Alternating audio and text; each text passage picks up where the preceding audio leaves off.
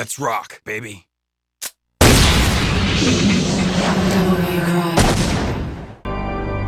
Two millenniums ago, there was a war between the human world and the other, the underworld.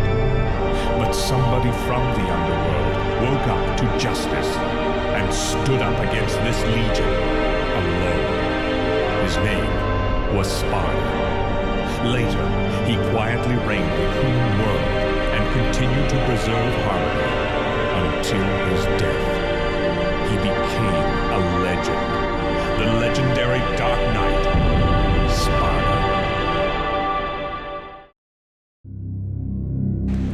Devil May Cry is one of the weirdest games I've ever played.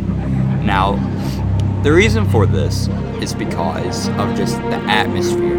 This game had tall, dark, creepy Castlevania vibes that I didn't get from the other games. In all the other Devil May Cry games, I never got this creepy feeling. The reason for that was, like I said in my Devil May Cry 2 review, this game was supposed to be Resident Evil 4, but failed because it was too actiony. So what they did was they decided to just make this build of Resident Evil 4 its own thing. So originally, fun fact, I don't know if many people know this, but Dante wasn't supposed to have a coat. He was supposed to wear a black undershirt. And you can tell this if you look at the concept art and if you look up Trial Edition gameplay or trailers. And they ended up giving him his red coat near the end because it gave him more personality. But originally, Dante was supposed to be, if I remember correctly, a undercover cop. I could be wrong. But, his original name was meant to be Tony Redgrave. Fun fact, in Devil May Cry 5, they named the city that you're in Redgrave City. So that's a nice nod. But, they ended up changing his name to Dante for I have no idea what reasons, but they did. And I'm glad they did, because I like Dante way better than Tony. So, now, whenever we get into this review, I am going to spend so much time analyzing this game. This video is probably going to be about 20 to 25 minutes, most likely. So, without further ado, let's begin with the story. Devil May Cry 1 starts out with a introduction to the entire storyline, where 2 millenniums ago, there is a rivalry between the human world and the demon world. Legendary Dark Knight Sparda, using his blade, sealed the demon world from the human world, and in such, protected all of the humans and became a legend himself.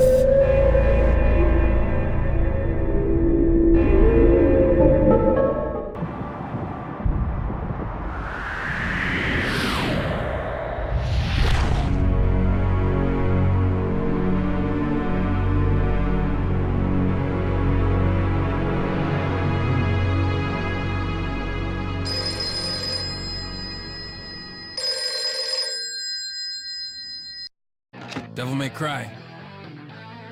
Sorry, we closed at 9. Again, no password. I can't seem to get any real business. Whoa, slow down, babe. Well, well, what do we have here? Nature calls? It's in the back. So, you must be the handyman who'll take any dirty job. Am I correct? Almost. I only take special jobs, if you know what I mean. You're the man who lost a mother and a brother to evil 20 years ago. The son of the legendary Dark Knight Sparda, Mr. Dante. Well, the way I figure it, in this business a lot of your kind comes around.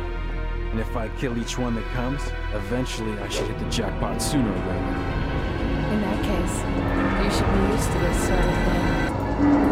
And then all of a sudden, she grabs Dante's blade and starts kicking him to death. Dante ends up getting pinned against the wall and just proceeds to get attacked, hurt, everything. She makes fun of him because he's not too strong and makes fun of him for not using his sword. Throws a bike on our protagonist, but he is a demon after all. So he proceeds to rapidly shoot the bike over and over again until it crashes onto her. Even as a child, I had powers. There's demonic blood in me. What strength? You were the first one to know about my vengeance. Looks like I'm getting closer.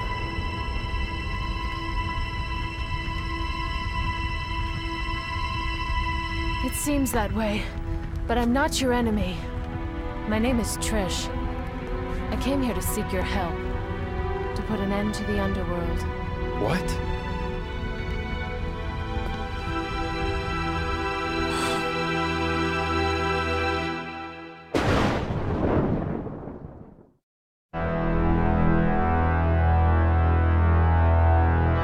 Years ago, Mundus, the Emperor of the Underworld, resurrected. Mundus? Yes. His powers were sealed by Sparta. He's attempting to gain control of the human world once again. He has been preparing to open the gate on Malay Island.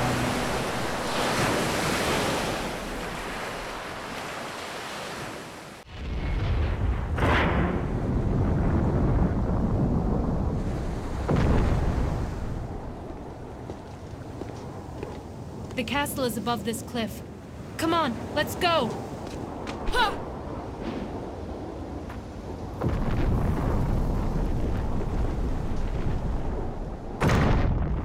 And with that starts off Devil May Cry 1. There is no turning back. Dante can't go back. He is forced to go through this journey to end Mundus.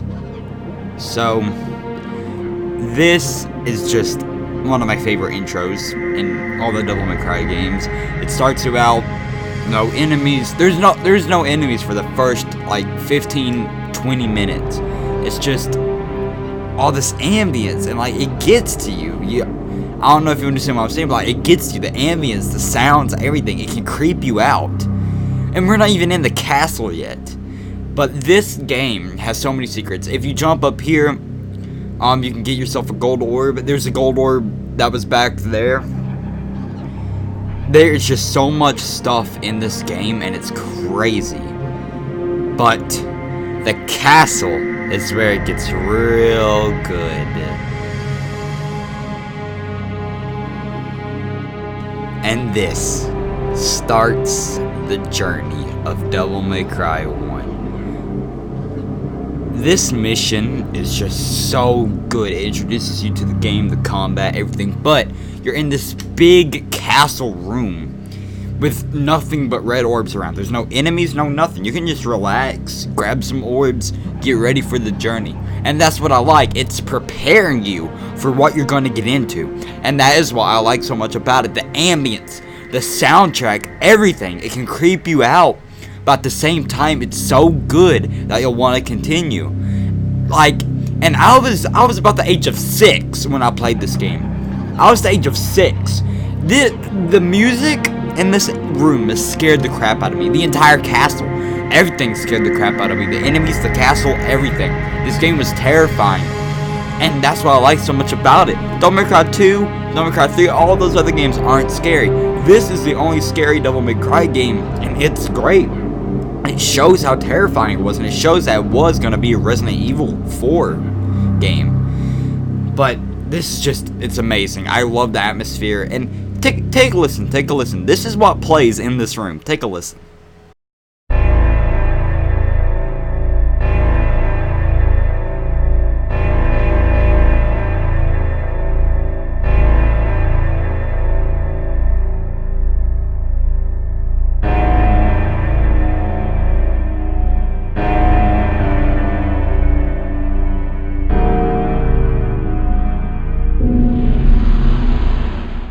Yeah, that is what 6-year-old me heard. That music. It scared me a lot. really badly. Yeah, that is just what I like so much about Devil May Cry 1. The atmosphere, everything was terrifying. It was like someone was watching you while you were playing. And it was creepy. It gave me weird vibes. It was terrifying. The soundtrack, that castle theme, it was terrifying for me. And today, am I scared of the soundtrack? Not anymore. But God, it is eerie. It is just terrifying. And it's great. That's what I like. The soundtrack gives you that feeling of, I'm probably being watched. I should be careful. And that's what I didn't feel in the other Devil May Cry games. Devil May Cry 5 hardly even had any creepy tracks in it. And I just missed the creepy feel of Devil May Cry 1. All the other Devil May Cry games didn't have that, and I miss the style a lot. Even though Devil May Cry 3 is my favorite one of the series, I miss how creepy Devil May Cry 1 is. It was great. And this was what started the entire series. This game right here, this creepy, almost horror game started the series. It gave us Devil May Cry 2, which we don't talk about that. Gave us Devil May Cry 3, which is fantastic. Gave us DMC 4, beautiful game. And it gave us Devil May Cry 5 this year. And thank you so much for giving us all these games, Devil May Cry 1. Even though we lost the creepiness, we still remember you. Most of us. I have no idea how many people remember you, but I remember you because I still play you in 2019. But let's continue. You can get this door for some red orbs, and whenever you enter it, you are now getting deeper into the castle. You can always go back, but you can't leave, like I said. There is a gate blocking you from entering one path, and, well, you can only go through the other door. But with this, the closer you get, the more doors you open, the deeper you go into the heart of the castle, which is scary to think about, but it's cool. So, pretty much, this is where the game is about to kick off. So, let's just get straight to it. So, there is a key in this puppet's hand. Walk over and interact with it, and you get yourself a rusty key, which is used to open the night door down at the entrance. But, if you walk off, yep, they come alive. And this is where the gameplay will shine. Unlike in other games, this game has super fast, responsive controls. It's not saying that all other games don't have that, but this game, for a PS2 game, it was tight and it was great. And it shows. Even to this day, I still have a blast doing combos on the marionettes in this game and everything. It is great. And honestly, this is what I'm going to talk about for the last 10 minutes of this review, as I don't really talk that much about the story of these games in my reviews, because really my reviews focus more on the gameplay instead of the story. I just want to tell the introduction. But this game's combat is tight, it's great, and it is so much fun. I've never gotten bored of this game's combat. Every time I play it, I always love doing combos and everything. It is great. It is fantastic. There's some awesome bosses in this game, such as Griffin. You got Nello Angelo. And then you got the demons, which are just great, just normal enemies to have fun with. You can do all sorts of crazy stuff with them, and that's what I like so much about this game. There's a hand hold you nothing. There's no tutorial, you just get straight into the action, and that is what I like so much about it. I love it a lot. It is great, it's fantastic, and I wish more games did this. But, with that being said, this game is a 10 out of 10 for me. There's just something about the combat, action, the story, the soundtrack, everything. It's great, it's fantastic. Give this game a try. And with all that being said, I will see all of you in the next video when I review none other than the game Devil May Cry 4.